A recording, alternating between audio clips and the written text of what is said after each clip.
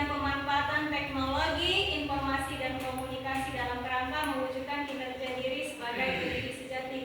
Jadi di sini jangan ada lagi mahasiswa yang tidak bisa menggunakan yang namanya IT, karena di mana-mana sekarang kita kalau di dunia kerja, apalagi kita sebagai guru, kita harus bisa yang namanya membuat media pembelajaran, apalagi media pembelajaran yang berupa interaktif. Dan di sini capaian pembelajarannya, mahasiswa nantinya bisa menjelaskan konsep mengenai tentang yang namanya pembelajaran tematik.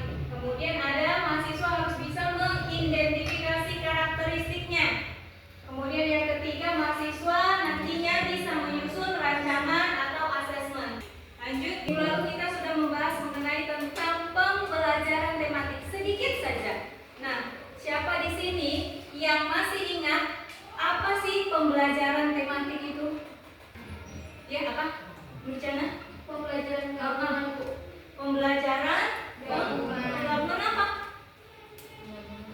Apa yang digabung? Beberapa mata pelajaran. Jadi pembelajaran itu diintegrasikan atau digabung menjadi satu tema. Coba kita lihat di sini pembelajaran tematik dalam kurikulum Merdeka. Pembelajaran tematik adalah model pembelajaran yang mengintegrasikan berbagai mata pelajaran melalui satu tema sentral hingga pengalaman belajar peserta didik menjadi lebih bermakna, holistik, dan kontekstual.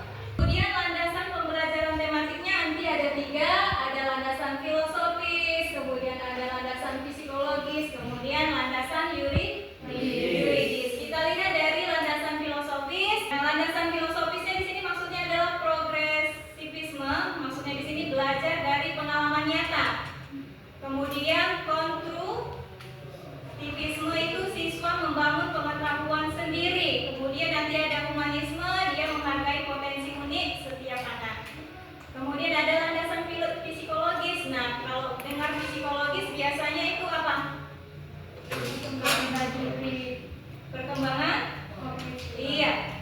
Jadi di sini katanya landasan psikologis sesuai tahap perkembangan kognitif anak sekolah dasar atau madrasah ibtidaiyah. Belajar dimulai dari pengalaman konkret atau pengalaman yang nyata, kemudian menuju pemahaman yang abstrak, itu menurut si Piaget.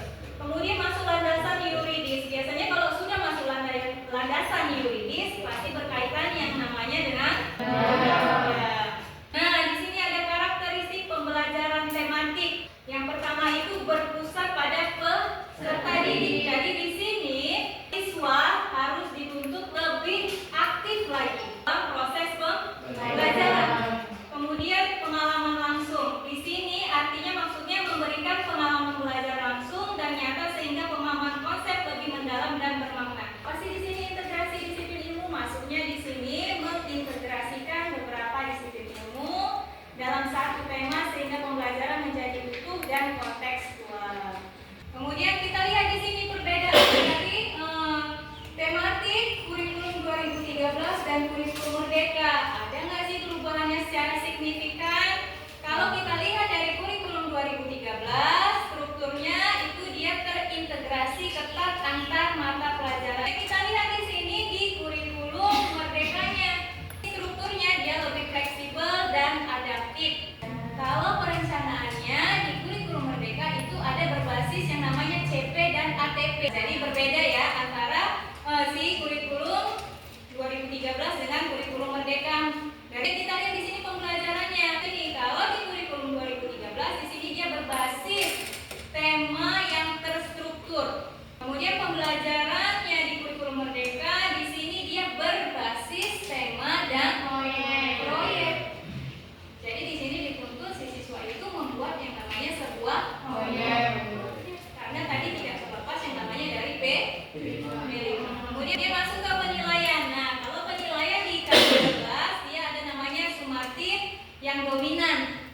Kemudian kalau penilaian di Merdeka, kurikulum Merdeka itu ada penilaian ada formatif dan sumatif. Oke, di sini kita lihat langkah-langkah perencanaan pembelajaran tematiknya. Itu ada CP-nya, kemudian ATP-nya. Kemudian pengembangan tema. Nah, di situ tema yang sudah ditentukan yang relevan dan kontekstual. Kemudian memetakan materi dari berbagai mata pelajaran. Kemudian masuk ke tahap terakhir yaitu implementasi. Ya kan? Apa implementasi? Apa implementasi? Penerapan, diterapkan ya. Tadinya sudah dikembangkan, sudah dianalisis ya kan?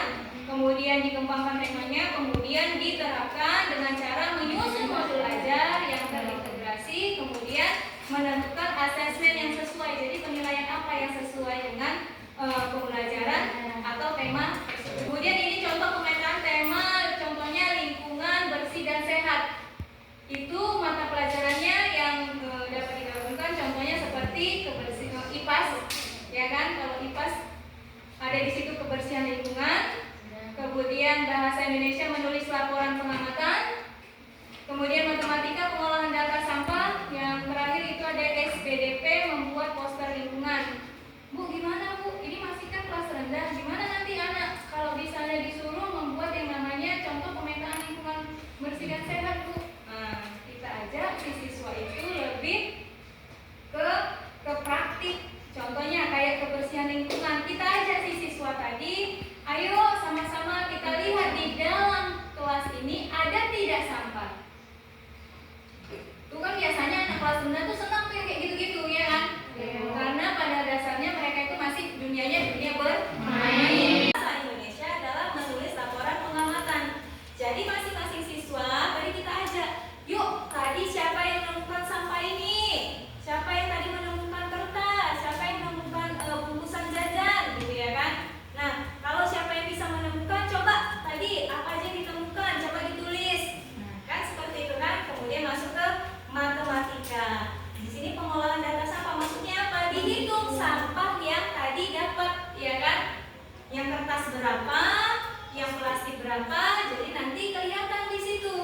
Kemudian SPDP kita membuat yang namanya poster tentang lingkungan bersih. Jadi dapat di situ. Kalau di kelas rendah itu memang di sini antara murid dan guru itu bisa dikatakan harus saling kerjasama. Walaupun di sini sebenarnya adalah si siswa dituntut harus lebih aktif, tapi tidak ada salahnya kita sebagai guru menjelaskan terlebih dahulu, karena kelas rendah itu pasti nanti bingung, gitu kan? Makanya harus dijelaskan terlebih dahulu.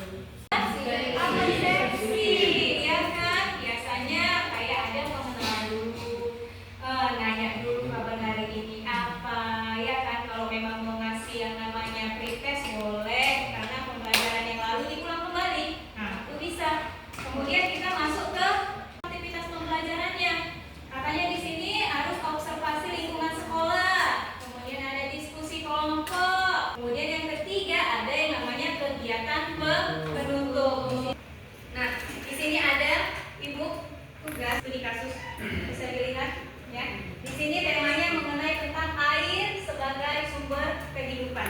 Ini kita nanti akan melakukan diskusi. Pokoknya ini aja, sudah sebaris-baris aja ya. Dan di sini pertanyaannya, mata pelajaran apa saja yang dapat diintegrasikan dalam tema ini? Silakan dimulai dari sekarang. Ada menghitung penggunaan air sehari-hari. Ya. Mulai.